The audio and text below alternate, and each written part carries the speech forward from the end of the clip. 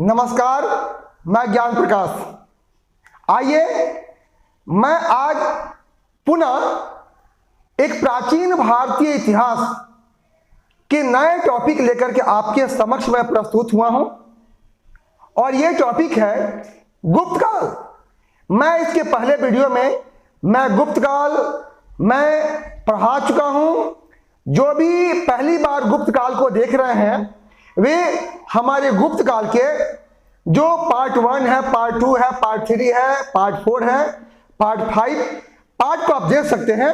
इसके पहले कि गुप्त काल की जानकारी आपको मिल जाएगी और आज मैं आपको गुप्त काल की जानकारी दूंगा, वो है स्कंद गुप्त। क्या आप स्कंद गुप्त के बारे में जानते हैं? क्या आप हूणों के बारे में जानते हैं? क्या आप सुदर्शन झील के बारे में जानते हैं? अगर नहीं जानते हैं तो आप मेरे साथ वीडियो पर अंत तक बने रहें। आपको मैं बताऊंगा स्कंद गुप्त के बारे में, हूणों के बारे में और सुदर्शन झील के बारे में। और मैं आप सबसे कहना चाहूंगा, आप सभी सफल होना चाहते हैं, आप सभी को सफलता चाहिए और आपका कोई ना कोई लक्ष्य होगा। लक्ष्य आपने बनाया है, सपना आपने देखा है और सपना पूरा आप ही को करना होगा। और सफलता जो होती है ऐसे ही नहीं मिलती है। सफलता कभी भी लुक, बॉडी और हाइट के आधार पर नहीं मिलती है। सफलता ज्ञान एवं बुद्धिमत्ता के आधार पर मिलती है। और बुद्धि का विकास कैसे होता है? तब बुद्धि का विकास ज्ञान के बदौलत ही होता है। जिसके पास ज्ञान है उसके पास बुद्धि है और जिसका बुद्धि है वही तो आगे है। और जो सही ज्ञान प्राप्त कर रहा है उसका बुद्धि है और जब बुद्धि है और बुद्धि का प्रयोग करके वो सफल हो रहा है। आइए आज मैं आपके ज्ञान के लेवल को बढ़ाऊंगा और आपके बुद्धि का विकास करूंगा। वो स्कंद गुप्त और हूण और सुदर्शन झील पढ़ा करके ये टॉपिक जो है ये परीक्षा से संबंधित काफी महत्वपूर्ण क्या है टॉपिक है। और प्लीज आप अगर हमारे चैनल को सब्सक्राइब नहीं किए हैं तो आप इसे सब्सक्राइब कर लीजिएगा और बेल आइकॉन के ऑल को जरूर प्रेस कीजिएगा ताकि हमारे सभी वीडियो आपको एक साथ मिल जाए। और आपको वीडियो मेरा अच्छा लगता है, मेरी पढ़ाई अच्छी लगती है, प्लीज इसको लाइक करना ना भूलें, कमेंट बॉक्स में कमेंट जरूर लिखें और अपने दोस्तों में इसको शेयर करें ताकि अन्य छात्रों को भी इसका लाभ मिल सके। आइए मैं शुरू करता हूं स्कंद गुप्त। आप स्कंद गुप्त के बारे में मैं बताऊंगा। एक एक जानकारी, हमको विद्वान नहीं बनना है, हमको वही जानकारी प्राप्त करना है जो हमको परीक्षा के लिए उपयोगी है। मैं वही जानकारी आपको दूंगा। आइए स्कंद गुप्त। तो सबसे पहले मैं बताऊंगा ये स्कंद गुप्त जो था ये गुप्त वंश का बहुत ही महत्वपूर्ण शासक है। और स्कंद गुप्त ये कुमार गुप्त प्रथम का क्या था? उत्तराधिकारी था। उसी कुमार गुप्त प्रथम ने नालंदा विश्वविद्यालय की स्थापना की थी और उसी कुमार गुप्त प्रथम का उत्तराधिकारी कौन बना? स्कंद गुप्त। और स्कंद गुप्त के समय ही हूणों का आक्रमण हुआ। हूण जैसी बर्बर जातियां आक्रमण की और हूणों के आक्रमण को स्कंद गुप्त ने विफल कर दिया। और हूणों के आक्रमण को स्कंद गुप्त ने विफल कर दिया। इसकी जानकारी मिलती है स्कंद गुप्त के जूनागढ़ अभिलेख के। स्कंद गुप्त के जूनागढ़ अभिलेख से ही हूणों के आक्रमण को जानकारी मिलती है और स्कंद गुप्त ने हूणों के आक्रमण को विफल कर दिया। इसकी भी जानकारी जूनागढ़ अभिलेख से मिलती है। और आगे चल करके इसी हूणों जैसी बर्बर जातियों ने इतने बड़े गुप्त साम्राज्य का पतन भी कर दिया। तो सबसे पहले मैं स्कंद गुप्त के बारे में बता दूं। आइए मेरे साथ आप बोर्ड पर बने रहिए। मैं एक एक जानकारी जो परीक्षा से संबंधित है वो जानकारी मैं आपके समक्ष मैं प्रस्तुत करूंगा। आप वीडियो पर अंत तक बने रहें, देखिए कैसे नहीं याद होता है, कैसे नहीं समझ में आता है। आइए तो सबसे पहले देखेंगे ये स्कंदगुप्त। ये स्कंदगुप्त जो था इसका जो शासन काल है ये कब से कब है? इसका शासन काल 455 से 467 क्या है ईस्वी है। दूसरा, स्कंदगुप्त किसका उत्तराधिकारी बना? तो स्कंदगुप्त कुमारगुप्त प्रथम का उत्तराधिकारी बना। और ये जो स्कंदगुप्त जो था ये कौन कौन सी उपाधियों को धारण किया? तो स्कंद जो गुप्त था वो क्रमादित्य की उपाधि को धारण किया और स्कंदगुप्त जो था वो शुक्रादित्य की उपाधि को धारण किया। स्कंदगुप्त क्रमादित्य की उपाधि को धारण किया एवं शुक्रादित्य की उपाधि को धारण किया।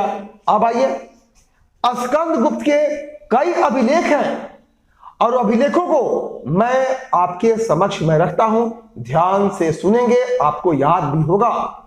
पहला, ये स्कंदगुप्त के जो भी महत्वपूर्ण अभिलेख है, पहला भीतरी स्तंभ लेख किसका है? स्कंदगुप्त का है। भीतरी स्तंभ लेख स्कंदगुप्त का है। दूसरा, जूनागढ़ अभिलेख क्या है? स्कंदगुप्त का है। लेकिन ये जूनागढ़ जो अभिलेख है मैं यहां पर एक जानकारी आपको स्पष्ट करूंगा।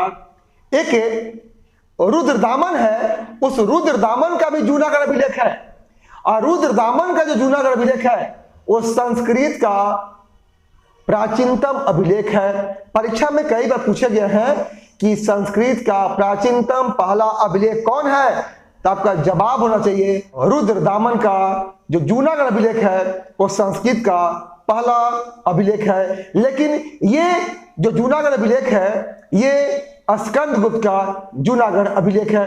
अब आइए, अगला है एक सूपिया का स्तंभ लेख है। ये सूपिया स्तंभ लेख जो है ये भी किसका है? स्कंद क्या है जी? गुप्त का है।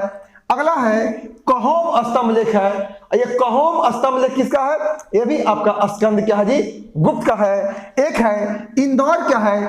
ताम्र आपको लेख है और इंदौर आपका ताम्र लेख भी किसका है? ये स्कंद क्या है जी? गुप्त का है। तो ये स्कंद गुप्त के महत्वपूर्ण क्या है जी? आपके अभिलेख हुए। अब मैं जानकारी दूंगा, एक जो है बौद्ध क्या है ग्रंथ है, और बौद्ध ग्रंथ कौन है? ये बौद्ध ग्रंथ है आर्य मंजूश्री कल्प। बौद्ध ग्रंथ आर्य मंजूश्री कल्प में स्कंदगुप्त को देवराय कहा गया है। आर्य मंजूश्री जो कल्प ग्रंथ है उसमें स्कंदगुप्त को देवराय कहा गया है। इसके बाद जो है एक आपका कहोम क्या है अभिलेख है, तो स्कंदगुप्त के कहोम अभिलेख में उसे क्या कहा गया है? उसे सक्रोपम क्या है जी? कहा गया है। स्कंदगुप्त के कहोम अभिलेख में उसे सक्रोपम क्या है जी? कहा गया है। इसके बाद क्या है, एक जूनागढ़ क्या है जी? अभिलेख है और जूनागढ़ अभिलेख में स्कंदगुप्त को क्या बोला गया है? श्री परिक्षिप्ता वृक्षा कहा गया है। स्कंदगुप्त के जूनागढ़ अभिलेख में उसे श्री परिक्षिप्ता वृक्षा कहा गया है। यह हुआ। अब आगे आइए, जो स्कंदगुप्त था तो स्कंदगुप्त के जो सोने की मुद्राएं थी, जो स्वर्ण मुद्राएं थी, वो स्वर्ण मुद्राओं पर विक्रमादित्य की उपाधि जो है मिलती है। याद हुआ?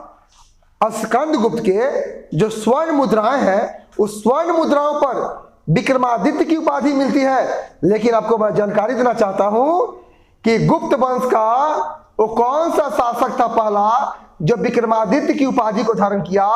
वो था चंद्रगुप्त द्वितीय। चंद्रगुप्त द्वितीय ने शकों को पराजित करने के बाद विक्रमादित्य की उपाधि को धारण किया। और इधर जो स्कंदगुप्त है वो स्कंदगुप्त के स्वर्ण मुद्राओं पर विक्रमादित्य की उपाधि मिली है। अब आइए, एक चीनी यात्री कौन था? संग्युन। और चीनी यात्री ये संग्युन जो है वो किसके काल में आया? वो स्कंदगुप्त के शासन काल में आया। स्कंदगुप्त के शासन काल में चीनी यात्री संग्युन जो है आपको आया था इसके बाद जो है ये स्कंदगुप्त था। स्कंदगुप्त का गवर्नर कौन था? तो स्कंदगुप्त का जो गवर्नर था वो पर्ण क्या था जी? दत्त था। और पर्ण दत्त जो था वो सौराष्ट्र का गवर्नर था। यानी स्कंदगुप्त ने पर्ण दत्त को सौराष्ट्र का गवर्नर आपको नियुक्त किया। अब आगे आइए, स्कंदगुप्त जो था अपने प्रशासनिक सुविधा के लिए अपनी राजधानी अयोध्या स्थानांतरित कर दिया। ऐसे पूछेगा गुप्तों की राजधानी कहां थी? तो गुप्तों की राजधानी पाटलिपुत्रा थी। लेकिन जो स्कंदगुप्त था अपने प्रशासनिक सुविधा के लिए अपनी राजधानी कहां ले गया? तो राजधानी जो है वो अयोध्या जो है स्थानांतरित कर दिया। इसके बाद जो है स्कंदगुप्त ने वृषभ शैली में रजत मुद्राओं को चलाया। स्कंदगुप्त ने वृषभ शैली में रजत मुद्राओं को चलाया। यानी वो जो शिव का जो नंदी वाहन है वो नंदी को ही वृषभ कहा जाता है। और स्कंदगुप्त ने वृषभ शैली में चांदी के सिक्के यानी चांदी के मुद्राओं को जारी किया। यह है आपका स्कंदगुप्त। और स्कंदगुप्त जो था उसी के काल में सुदर्शन झील का यह पुनरुद्धार हुआ। याद हुआ? सुदर्शन झील का पुनरुद्धार कौन करवाया? आपका स्कंदगुप्त ने सुदर्शन झील का पुनरुद्धार करवाया।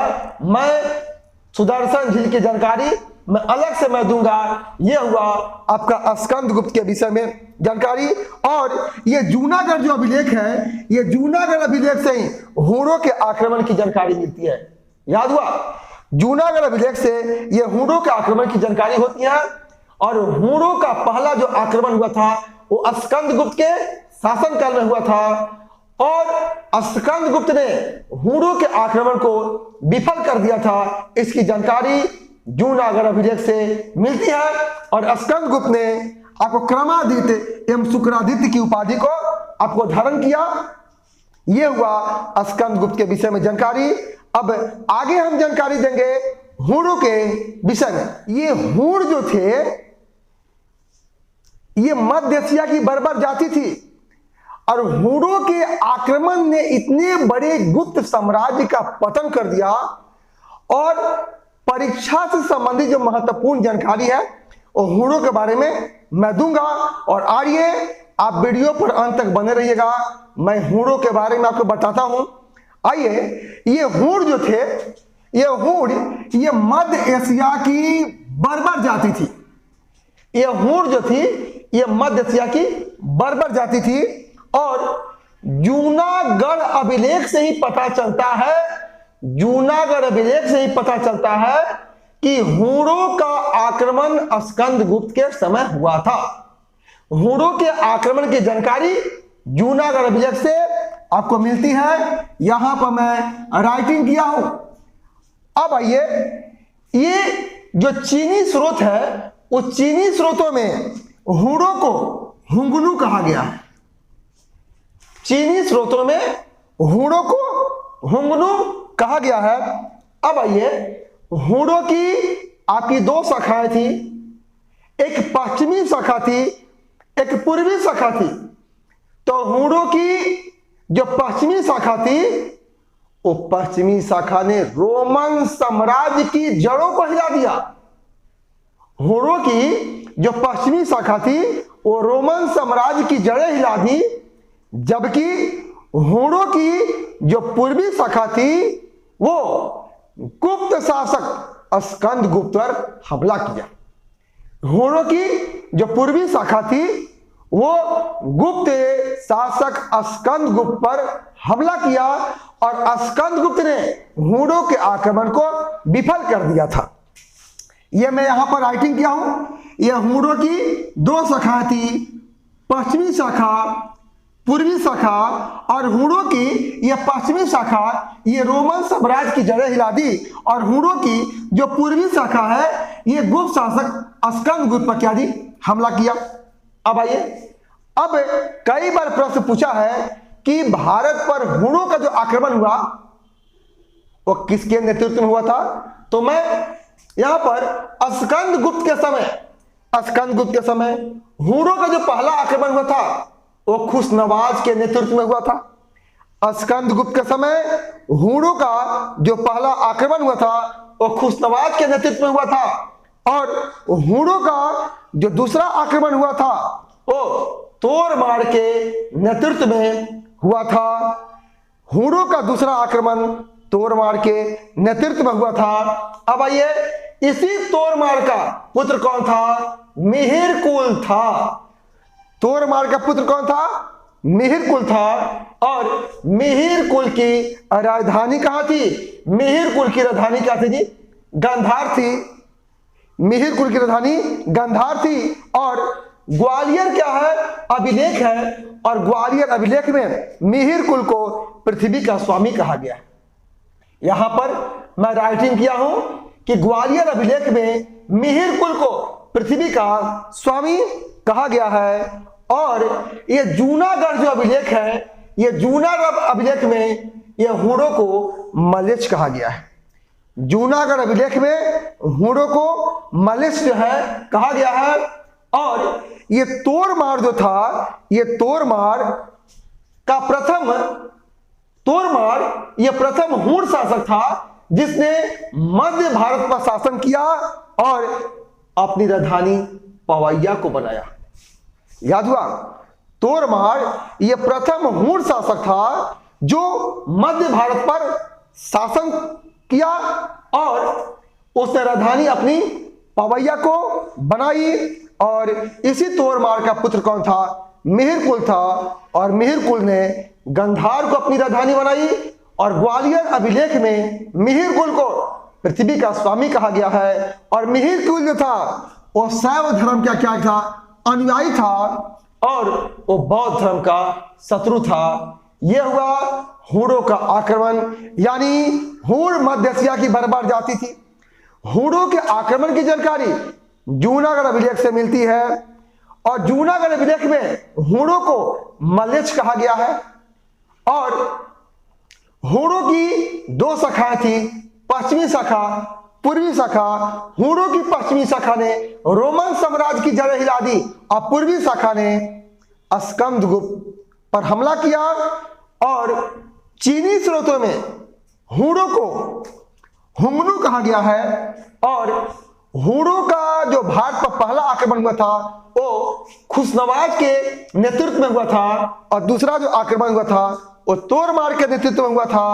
और तोरमाड़ ये हूण वंश का प्रथम शासक था जो मध्य भारत पर शासन किया और पवैया को राजधानी बनाया। ऐसी तोरमाड़ का पुत्र कौन था? मिहिरकुल था। और मिहिरकुल गांधार को राजधानी बनाया। और ग्वालियर अभिलेख में मिहिरकुल को पृथ्वी का स्वामी कहा गया है। और मिहिरकुल शैव धर्म का अनुयायी था, बौद्धों का शत्रु था। और हूणों के आक्रमण ने इतने बड़े गुप्त साम्राज्य का पतन भी किया। गुप्त साम्राज्य का पतन कौन किया? हूणों का आक्रमण ने। और गुप्त वंश का अंतिम शासक कौन था? विष्णुगुप्त था। गुप्त वंश का अंतिम शासक विष्णुगुप्त था। और हूणों के आक्रमण ने इतने बड़े गुप्त साम्राज्य का पतन कर दिया। अब मैं आपको जानकारी दूंगा ये सुदर्शन झील के बारे में। और सुदर्शन झील ये परीक्षा के लिए काफी महत्वपूर्ण टॉपिक है और ये सभी परीक्षाओं के लिए एक साथ उपयोगी है। आइए सुदर्शन झील मैं आपको जानकारी देता हूं, याद करवाता हूं। आइए मेरे साथ। तो सबसे पहले क्वेश्चन पूछेगा कि सुदर्शन झील के विषय में जानकारी का क्या स्रोत है? तो रुद्रदामन के जूनागढ़ अभिलेख से सुदर्शन झील की जानकारी मिलती है। याद हुआ? ये रुद्रदामन के जूनागढ़ अभिलेख से ये सुदर्शन झील की जानकारी मिलती है। ये सुदर्शन झील कहां पर है? ये आपके गिरनार के हाजी ये पर्वत पर है। ये सुदर्शन झील गिरनार पर्वत पर है। और सुदर्शन झील का निर्माण कौन करवाया? तो सुदर्शन झील का निर्माण चंद्रगुप्त मौर्य के समय पुष्यगुप्त ने करवाया था। याद हुआ? यह चंद्रगुप्त मौर्य के समय ये पुष्यगुप्त ने यह सुदर्शन झील का निर्माण करवाया। अब आइए, यह सुदर्शन जो झील है, यह सुदर्शन झील का आपका उद्देश्य क्या है? तो सुदर्शन झील का उद्देश्य था यह पश्चिमी आपका भारत में सिंचाई की सुविधा के लिए, पश्चिमी भारत में सिंचाई की सुविधा के लिए ये सुदर्शन झील का निर्माण करवाया गया। इसके बाद जो है ये रुद्रदामन है, रुद्रदामन के समय सुविशाख ने ये सुदर्शन झील का मरम्मत करवाया। ये रुद्रदामन के समय ये सुविशाख ने ये सुदर्शन झील का मरम्मत करवाया। एक और मौर्य वंश का शासक कौन था? अशोक था। और अशोक के समय तुषास्प ने सुदर्शन झील पर बांध बनवाया। याद हुआ? ये अशोक के समय तुषास्प ने ये सुदर्शन झील पर ये बांध बनवाया और रुद्रदामन के समय सुविशाख ने ये सुदर्शन झील का मरम्मत करवाया। अब आइए स्कंद गुप्त के समय चक्रपालित ने यह सुदर्शन झील का पुनर्उद्धार करवाया। स्कंद गुप्त के समय चक्रपालित ने यह सुदर्शन झील का पुनर्उद्धार करवाया।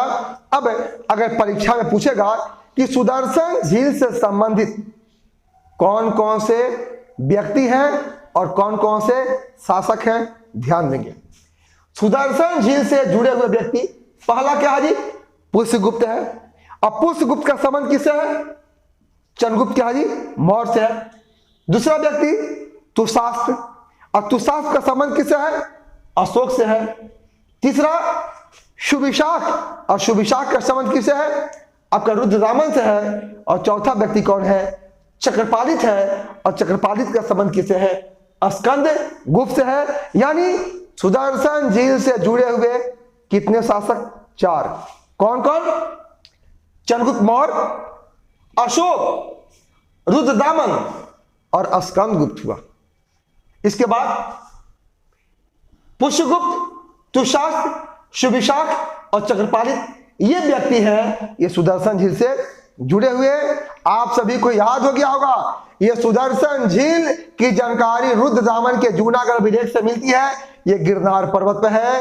ये चंद्रगुप्त मौर्य के समय इसे पुष्यगुप्त ने बनवाया था, और अशोक के समय तुषास्प ने इस पर बांध बनवाया था, और रुद्रदामन के समय सुविशाख ने सुदर्शन झील का मरम्मत करवाया, और स्कंद गुप्त के समय चक्रपालित ने यह सुदर्शन झील का पुनरुद्धार करवाया। यह हुआ आपके सुदर्शन झील के विषय में महत्वपूर्ण क्या है जी आपकी जानकारी। आप मेरे साथ वीडियो पर अंत तक बने रहिएगा, और तब जाकर के ये समझ में आएगा। और आप सभी से रिक्वेस्ट है, अगर आप मेरे चैनल को सब्सक्राइब नहीं किए हैं तो सब्सक्राइब कर लीजिएगा, बेल आइकन को जरूर प्रेस कीजिएगा, लाइक करना मत भूलिएगा, कमेंट बॉक्स में कमेंट लिखना मत भूलिएगा। मैं अगले आपके वीडियो में एक महत्वपूर्ण जानकारी लेकर के आऊंगा, और आप इसको एक बार ध्यान से इसको नोट कर लेंगे। जब भी मैं आपको समझाता हूं, बोलता हूं, आप कॉपी अब कलम लेके बैठे रहेंगे, उसको नोट करते रहेंगे, सुनेंगे, नोट करेंगे, बार बार देखेंगे, आपको याद हो जाएगा। फिर मिलूंगा नए वीडियो में। आप सभी को मेरा नमस्कार।